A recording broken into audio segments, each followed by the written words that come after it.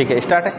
तो चलिए देखो, ध्यान से देखना है, आपको कंप्लीट सुनना है अच्छे से और उसके बाद लिखना। आप पहले लिखना मत, ठीक है ना। नया टॉपिक है तो नए सिरे से शुरू करेंगे, तो आपको शुरुआत में यदि आप बढ़िया तरीके से पकड़ोगे टॉपिक को तो देन अच्छे तरीके से होगा, राइट। तो अपन शुरू कर रहे हैं, ये है पार्टनरशिप, ठीक है ना। इसका जो है वो है आपका पार्टनरशिप, ठीक है ना। तो ये अपन पहली बार पढ़ा रहे हैं, यहाँ पर पहले कभी नहीं पढ़ाया है।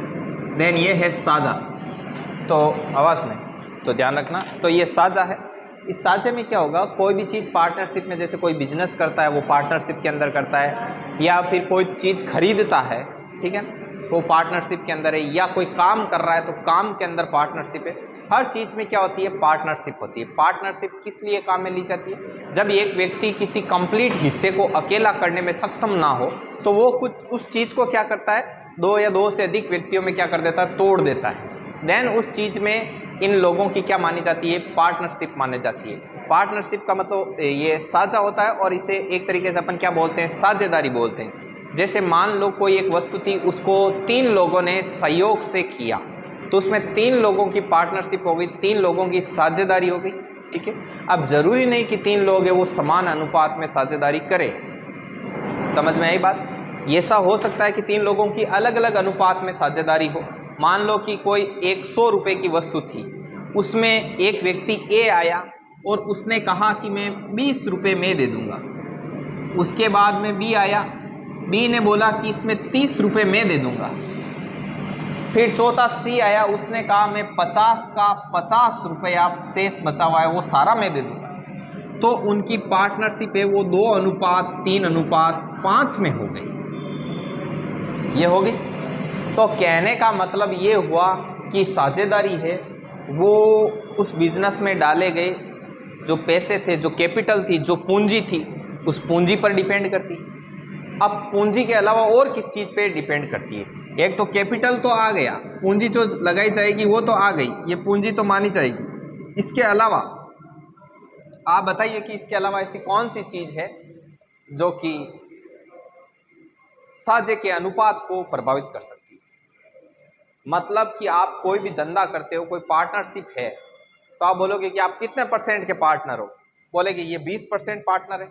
अब एक चीज और है, जो व्यक्ति जितने % की साझेदारी करता है वो उतने % ही प्रॉफिट और उतने % ही लॉस का क्या होता है, हकदार होता है। जैसे मान लो 100 रुपए की कोई वस्तु थी, उसमें किसी व्यक्ति ने 20 रुपए लगाए, मतलब उसकी टोटल हिस्सेदारी कितनी हुई, 20%। तो इसका मतलब यदि उस वस्तु से कुछ लाभ हुआ तो उस टोटल वस्तु के लाभ का 20% उस आदमी के हिस्से में आएगा, और यदि उस पर लॉस हुआ तो टोटल लॉस का उसके पास उसको कितना भुगतना होगा, 20%। समझ में आ गई बात।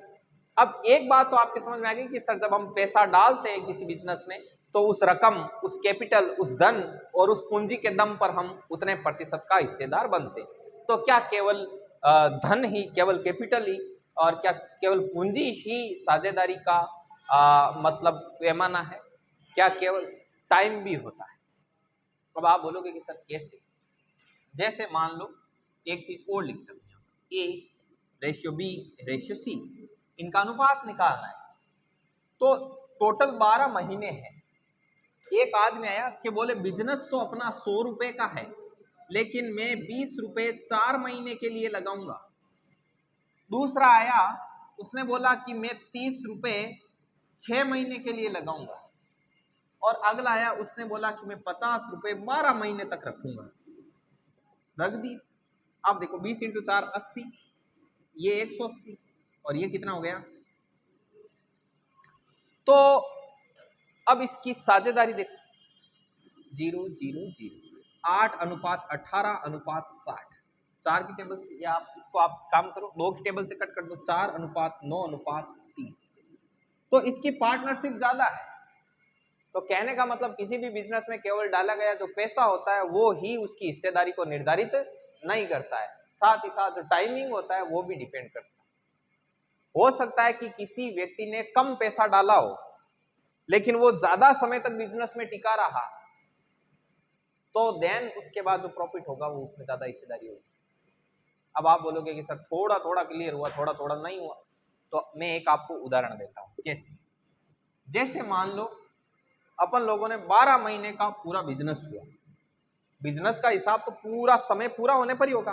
चाहे 6 महीने का आपने टाइम डिसाइड किया कि अपन 1 साल तक कोई एक बिजनेस करते हैं, तो बोले ठीक है।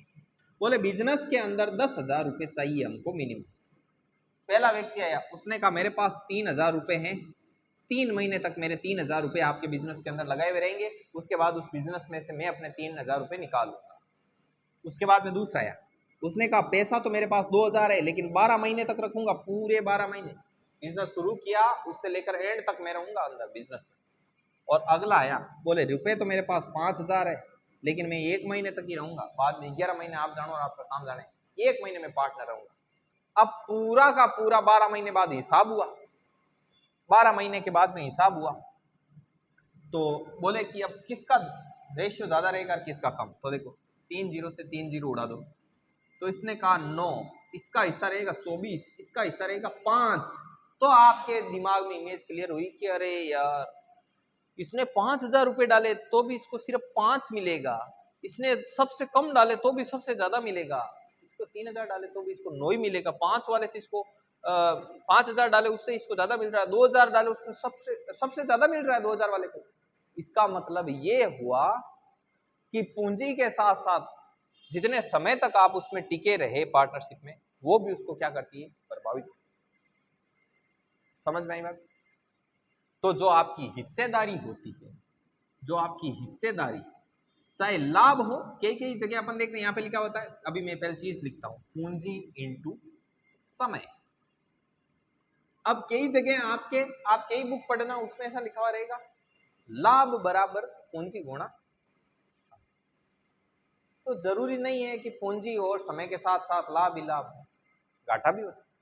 मतलब हिस्सेदारी, चाहे लॉस हुई तो लॉस की हिस्सेदारी, प्रॉफिट हुई तो प्रॉफिट की हिस्सेदारी। देखिए हिस्सेदारी हुए पूंजी इंटू समय। लिखो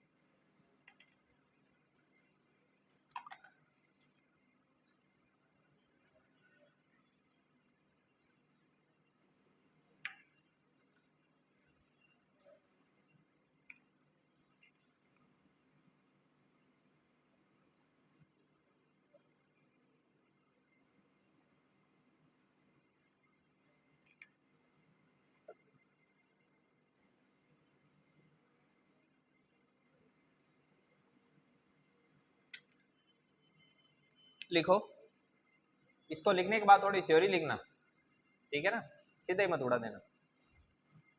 लिखो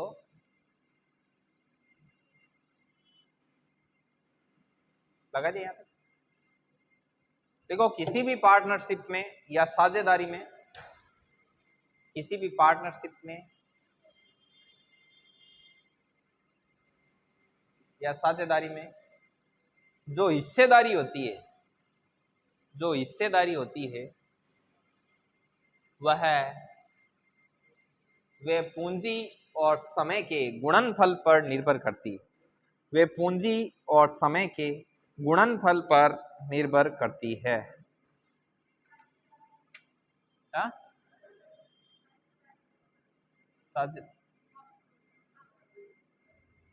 किसी भी पार्टनरशिप या साझेदारी में जो हिस्सेदारी होती है कि किसका कितना हिस्सा होगा, हिस्सेदारी होती है, वे पूंजी और समय का गुणनफल होती है, अर्थात दोनों पर निर्भर करती है।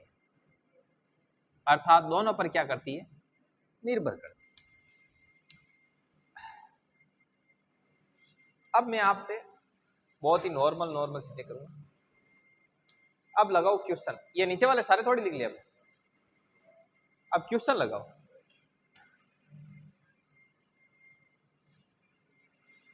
टाइप 1 लगा के क्वेश्चन लगा देना, इसका क्वेश्चन बना देते हैं। ए ने, हाँ दोनों का ही बना देंगे। पहले इसका लिखो, ए ने 20 रुपए 4 महीने के लिए निवेश किए। ए ने 20 रुपए 4 महीने के लिए निवेश किए। ए ने हाँ इन्वेस्ट, ए ने 20 रुपए 4 महीने के लिए निवेश किए तथा बी ने 30 रुपए, तथा बी ने 30 रुपए 6 महीने के लिए निवेश किए।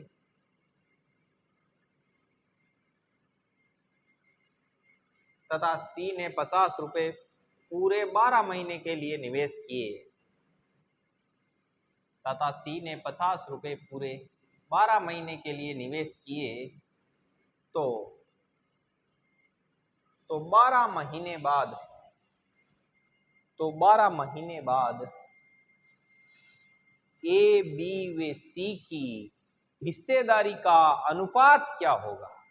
तो 12 महीने बाद ए बी व सी की हिस्सेदारी का अनुपात क्या होगा?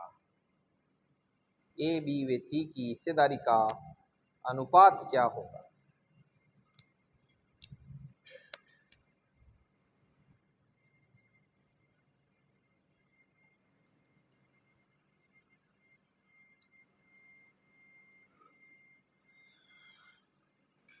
लिख दिया। अब अगेन लगाओ क्वेश्चन नंबर 2।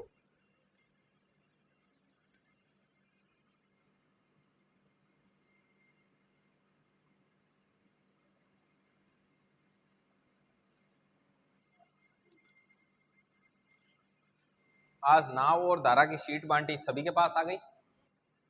जिनके पास नहीं आई है वो जिनका पास आई हुई है उनसे लेकर प्रिंट निकलवा लेना। अगला क्वेश्चन लिखो, ए बी व सी ने, आपके पास नहीं आई? अच्छा लिख रहे हो, हाँ ये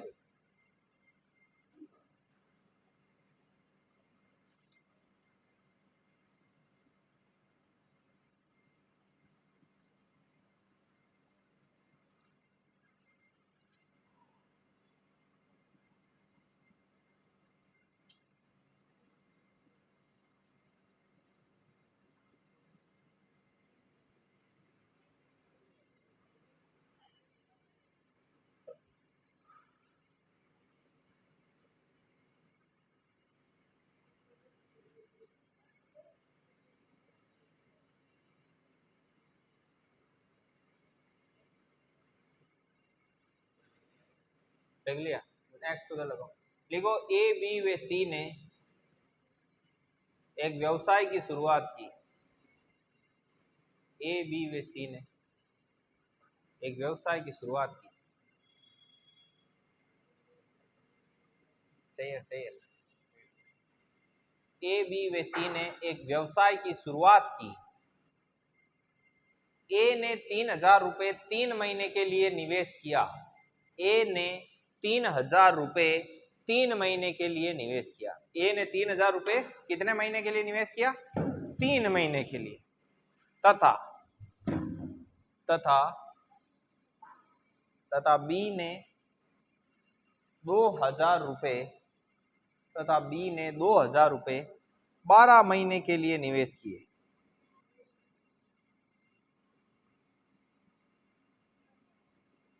तथा बी ने 2000 रुपए 12 महीने के लिए निवेश किए तथा सी ने 5000 रुपए 1 महीने के लिए निवेश किए।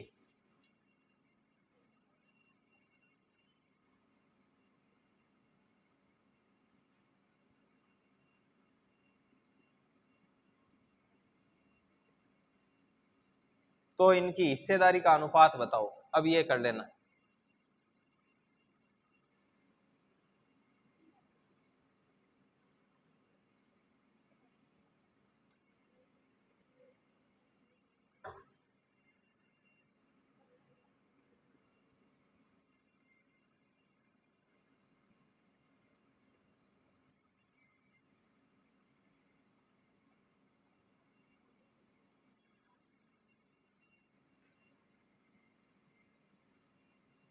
कर लिया।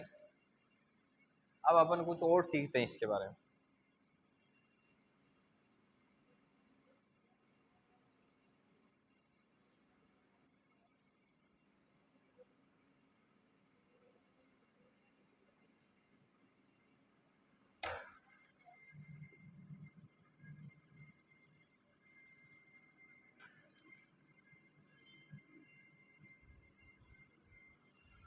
देखिए और अपन क्या क्या कह सकते हैं इसके बारे में। हिस्सेदारी है मतलब लाभ हुआ तो भी आप उसका पूंजी गुणा समय हकदार रहोगे, और यदि हानि हुई तो भी पूंजी गुणा समय, ये आपकी हिस्सेदारी है।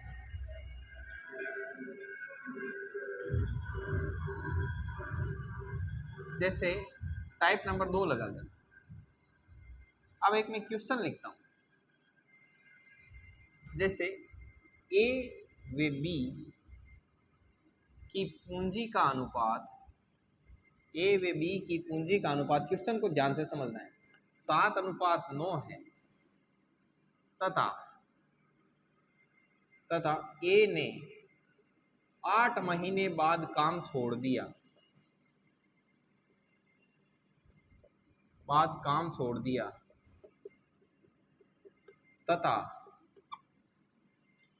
तथा ए व बी के लाभ का अनुपात,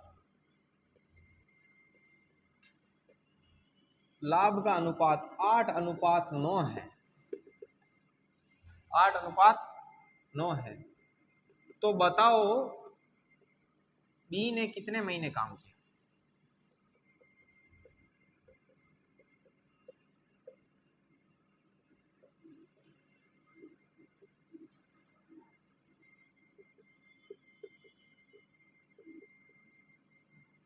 तो बताओ बी ने कितने महीने काम किया।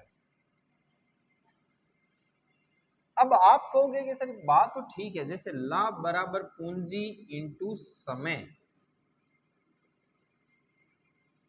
तो मतलब पूंजी इंटू समय है, उसको हम लाभ के बराबर ऐसे लिख सकते हैं, तो हम कहेंगे हाँ लिख सकते हैं। तो जैसे ए अनुपात बी निकाला, तो इनकी पूंजी थी वो 7:9 थी। आप बोलोगे ठीक है सर 7:9 पूंजी, और पूंजी को यदि मैं समय से गुणा कर दूं तो वो किसका अनुपात आ जाएगा, लाभ। तो ए ने 8 महीने काम किया तो इसका तो हो गया 8, और इसका मान लो कि इसने x महीने काम किया, तो बताओ ये जो अनुपात आया ये किसका अनुपात आया है, लाभ का अनुपात। तो लाभ का अनुपात क्या हो गया, 8 7 56 और बट्टा 9x, ये क्या है ए का लाभ, ये क्या है बी का लाभ, तो ये दोनों के लाभ का अनुपात है।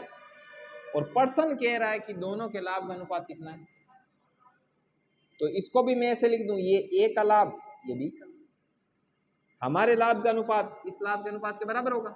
ध्यान रखना ऊपर ए है, इधर भी ए रहना चाहिए, बी रहना चाहिए, ये ध्यान रखना नहीं।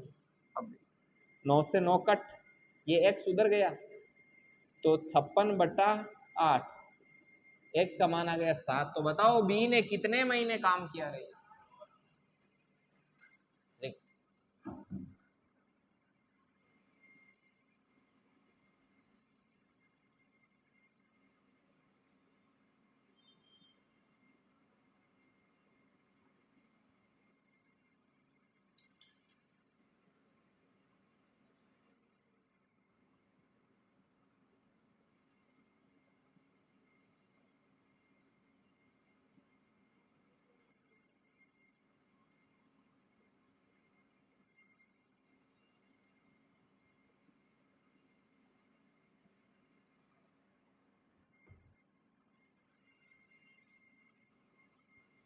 कर लिया।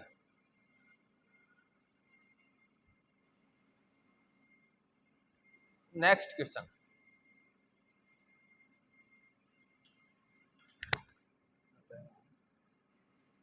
चार 54 लिखो, देखो ए व बी के लाभ का अनुपात, ए व बी के लाभ का अनुपात 15:8 है, ए व बी के लाभ का अनुपात 15:8 है। ए पूरे 12 महीने के लिए पैसा लगाता है, ए पूरे 12 महीने के लिए पैसा लगाता है, तथा बी केवल 8 महीने के लिए पैसा लगाता है, तथा बी केवल 8 महीने के लिए पैसा लगाता है, तो ए व बी की पूंजी का अनुपात बताओ। तो ए व बी की पूंजी का अनुपात बताओ।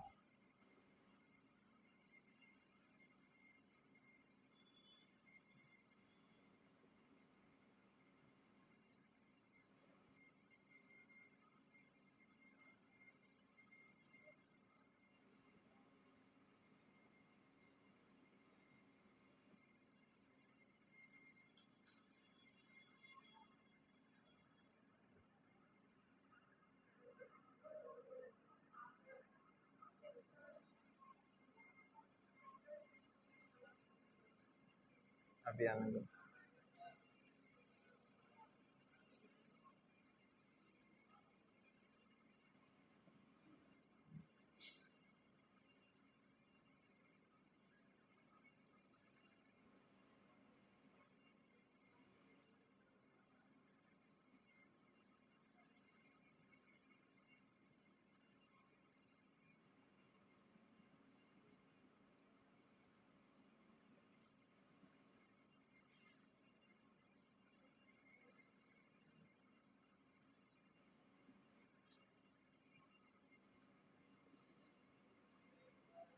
नहीं बैठ रहा मामला। हाँ 5 अनुपात। अबे यार देखो एक सेकंड, 15:9 है, 15:8।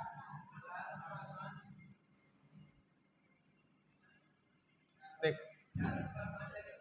अभी चेक करते हैं। इनके लाभ का अनुपात मैंने कितना दिया? 15:8। ये कितने समय के लिए? 12। और ये 8, ये समय है महीना। देखो भाई ए बी, लाभ होता है पूंजी इंटू समय। मान लो ए की पूंजी C1, ए का समय 12 महीने, बी की पूंजी C2, बी का समय 8 महीने। तो ये पूंजी इंटू समय, ये लाभ, ये भी क्या है? तो C1 इंटू 12 बटा C2 इंटू ऊपर ए का लाभ 15, नीचे बी का लाभ। अब ये क्रॉस कर दो, 8/12, 5:4। तो ये C1 अनुपात C2 क्या हो गया आपका? 5 अनुपात। सीधा सिंपल, एकदम सीधा, एकदम। ये पूंजी इंटू समय, पूंजी इंटू समय, पूंजी इंटू समय लाभ, पूंजी इंटू समय लाभ। ए का लाभ, ए का लाभ 15, बी का लाभ, बी का लाभ 8। बस काम खत्म।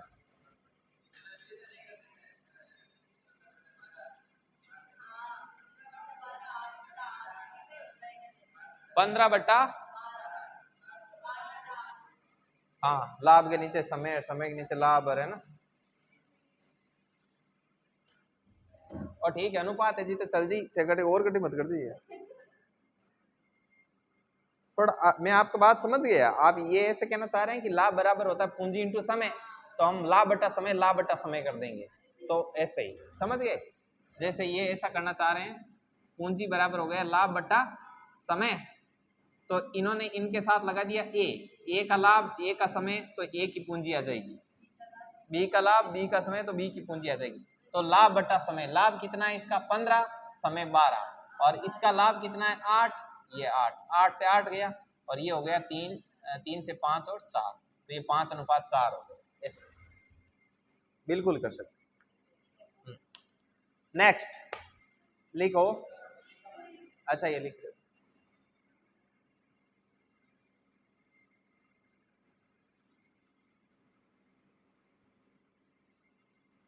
आज बारिश आएगी मुझे लगता है।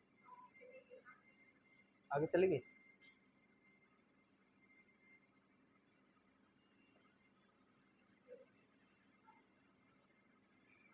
थोड़े दिनों में पास हो जाएगा, कम ये पार्टनरशिप हो जाएगी पूरी। 2-3 दिन लेंगे, कल और परसों, बुधवार को पूरी कर देंगे पार्टनरशिप, कोशिश।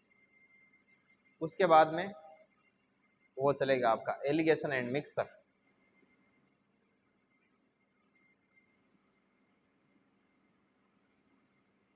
इस पर अपना नाम लिख लेना शीट पर, नाव और धारा की शीट दी है, कंप्लीट कर लेना।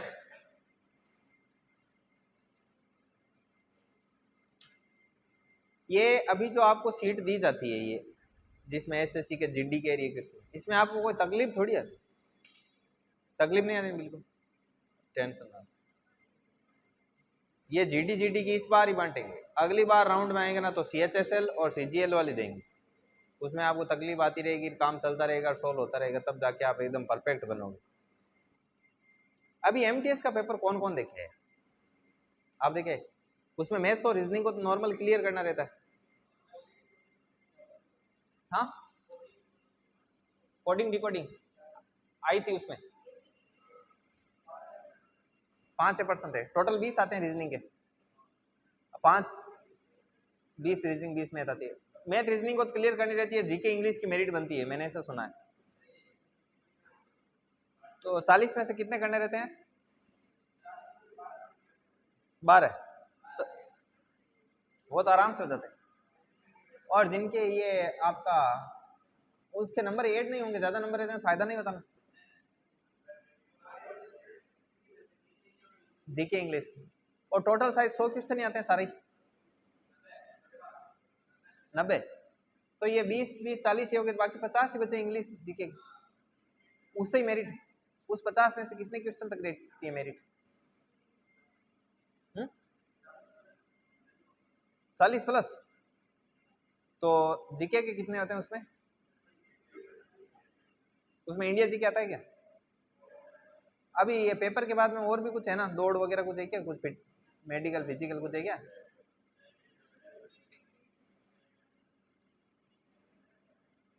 मुझे तो भाई टॉपिक बताया कि ये टाइपिंग, ये तो ऑफिस बॉय लेवल की जॉब रहती है ना। आपके कितने क्या बैठ रहा मामला?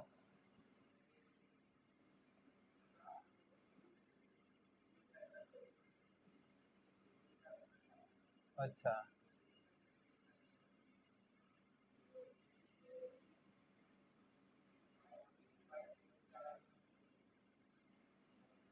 अच्छा दादा, यदि कोई टारगेट करके करे 2-3 महीने बैठ जाता मामला, तो इसी को पॉइंट करे ना पूरा एमटीएस पे, तो उसका मामला सेट हो जाता है।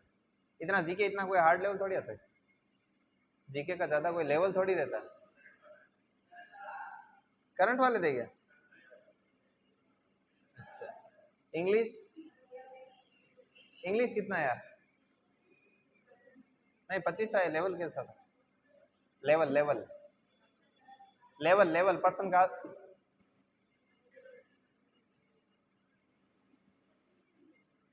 दे रहे रुको, शांति रखो, बात कर रहे हैं। आप कहाँ जाओगे भाग के?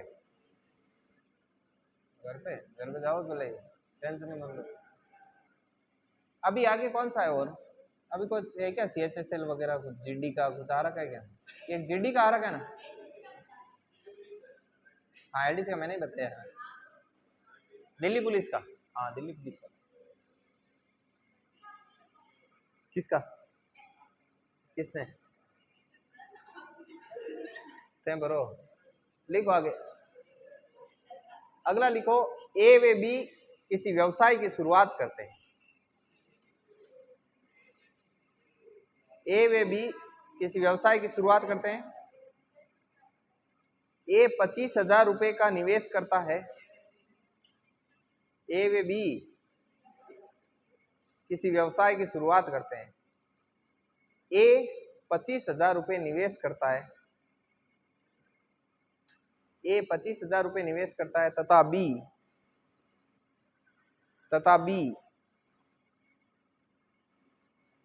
तथा बी 4 महीने बाद 20,000 रुपए की पूंजी के साथ 20,000 रुपए की पूंजी के साथ बिजनेस को ज्वाइन करता है।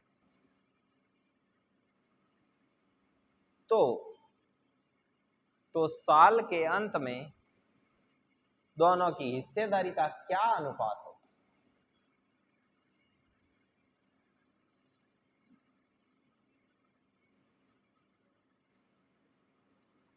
तो साल के अंत में दोनों की हिस्सेदारी का क्या अनुपात है? तो साल के अंत में, अब इसमें क्वेश्चन में यही तो राज है कि 4 महीने बाद उसने ज्वाइन किया है तो वो 8 महीने तक रहा। बी, सीधी सीधी बात। ए के बारे में कुछ नहीं बोला, सिर्फ इतना ही बोला ये शुरुआत करता 25, मतलब ए 12 महीने रहा। बस निकालो, सभी लोग निकालो। 15:8 आया महेंद्र?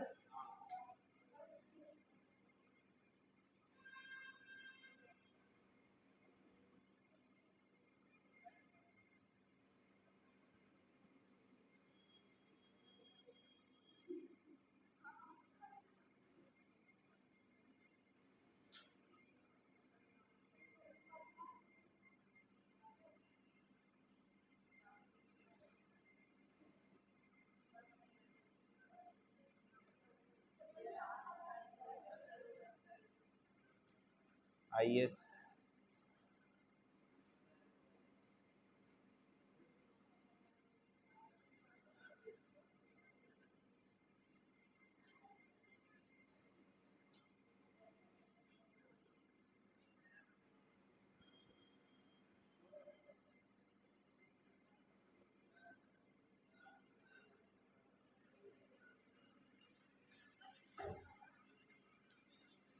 पंद्रह अनुपात 8 आएगा। कैलकुलेशन को चेक किया जाए। चलो एक क्वेश्चन और लिखो।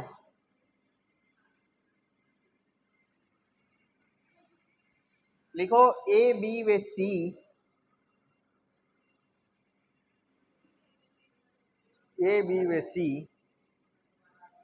की पूंजी का अनुपात 2:5:3 है।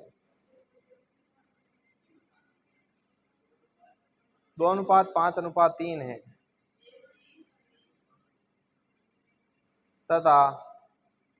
तथा समय का अनुपात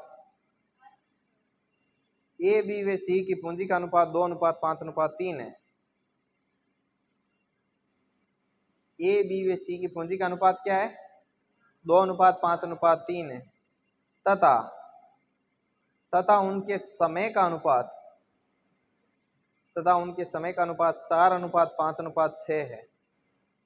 तथा उनके समय का अनुपात 4:5:6 है। तो उनके लाभ का अनुपात बताइए।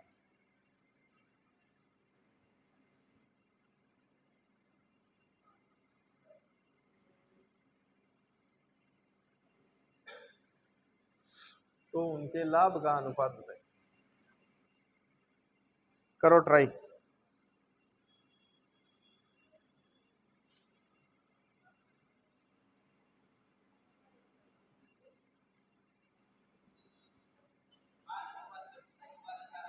उनको गुणा ही करना है आपस में। हो गया? चलो ठीक है, आज का इतना ही सफिशिएंट है। अपन कुछ दूसरा डिस्कस करते हैं, ठीक है? अच्छा, अरे रुको तो सही, जाना नहीं है, सिर्फ मैंने टाइप ही बंद किया है, काम चालू है मैथ का। रोको, करो, बंद करो इसको, वीडियो। मंचूरियन बंद करो इसको।